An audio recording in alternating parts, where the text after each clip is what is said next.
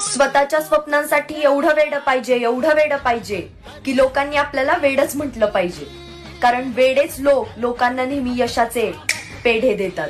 तू चाल पुढं, तुला रगड्या भीती कशाची, परवा बिकुनाची, मन शुद्ध